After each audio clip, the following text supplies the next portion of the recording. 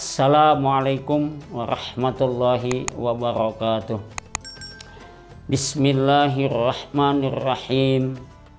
Alhamdulillahilladzi faqqaha fid din wal 'aqibatu lil muttaqin wala udwana illa 'alal zalimin.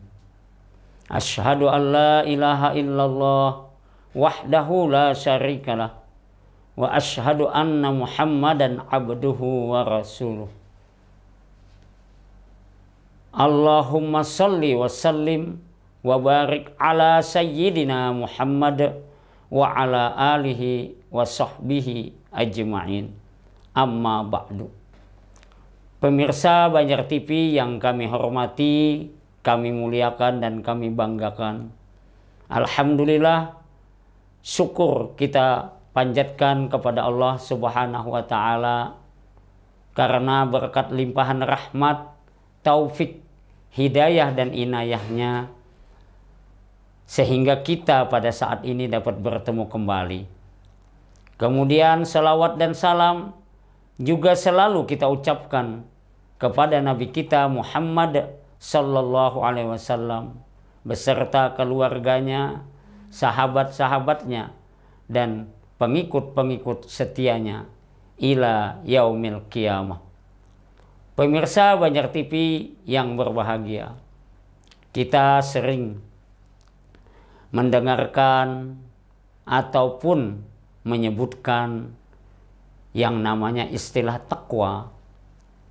Takwa itu dalam bahasa Arab asal katanya ittaqa, yattaqi, ittiqaan.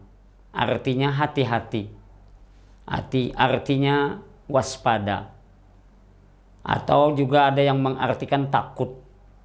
Maksudnya takut dapat azab dari Allah, takut dapat siksa dari Allah, takut dapat laknat dari Allah Subhanahu wa Ta'ala. Jadi orang yang bertakwa itu adalah orang yang menjalankan segala perintah Allah, menjauhi larangan Allah, karena takut dapat laknat, dapat siksa, dapat azab, ataupun apa saja yang berupa keburukan-keburukan dalam hidupnya. Dia sangat takut kalau itu terjadi kepada dirinya. Lalu dia melakukan perintah-perintah Allah atau melakukan ibadah-ibadah kepada Allah Subhanahu wa Ta'ala.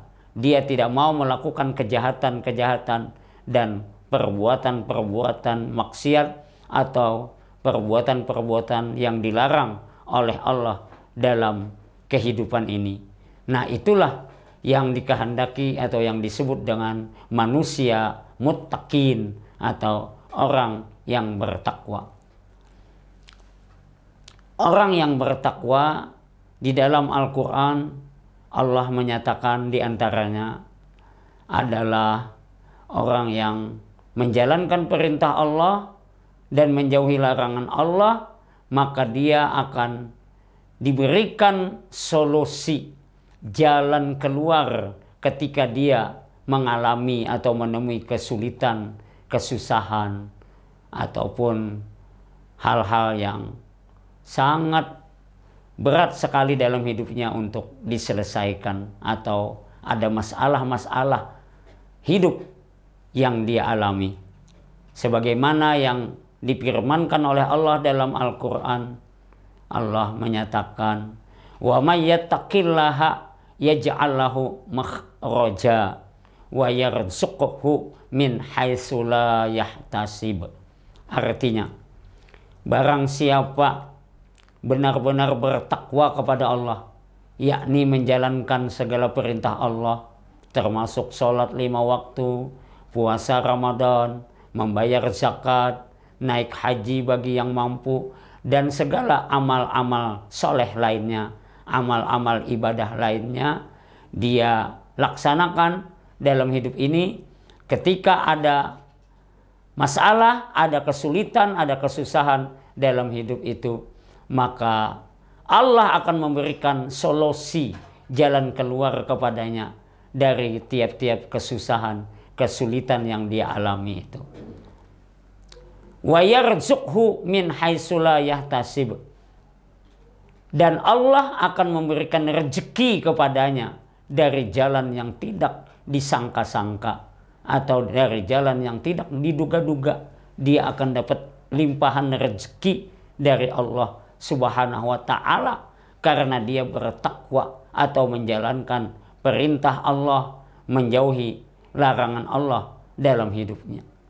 Dan dia juga di dalam hidup ini selain dapat solusi jalan keluar yang baik dari Allah, kemudian dapat rezeki, nah dia akan mendapatkan kehidupan yang mulia atau posisi yang mulia di dalam hidup ini karena dia menjalankan ketakwaan kepada Allah Subhanahu wa ta'ala.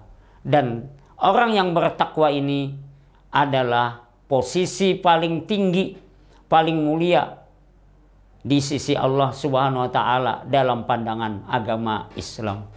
Sebagaimana firman Allah Subhanahu wa ta'ala dalam Al-Qur'an, A'udzu billahi minasyaitonir rajim. Inna akramakum indallahi atqakum. Artinya, sesungguhnya orang yang paling mulia di antara kamu di sisi Allah adalah orang yang paling tinggi mutu dan kualitas ketakwaannya kepada Allah Subhanahu wa ta'ala.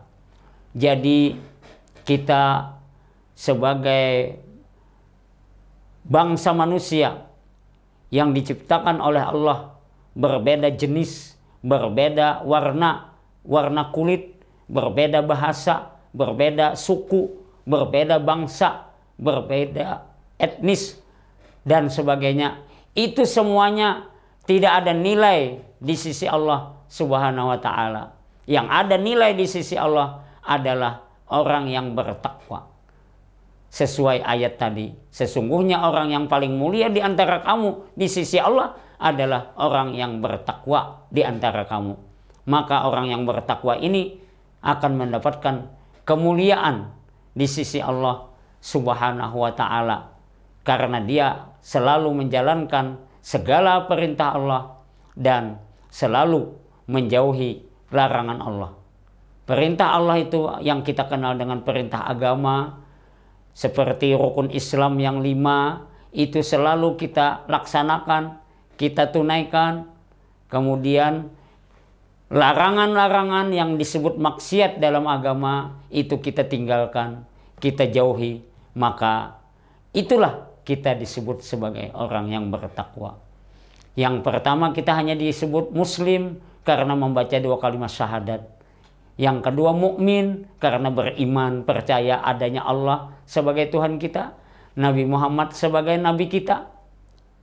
Kemudian muhsin, artinya orang yang berbuat kebaikan tetapi belum tulus, belum ikhlas. Apabila dia tulus, ikhlas melakukan kebaikan, niatnya semata-mata mengharapkan ridho, pahala dari Allah Subhanahu wa ta'ala, berarti itulah orang yang tulus, yang ikhlas melakukan segala kebaikan. Nah, itu diantara sangat banyak yang disebut dari bagian-bagian amal soleh atau amal ibadah dalam ketakwaan kita atau dalam menjalankan ketakwaan kepada Allah Subhanahu wa ta'ala.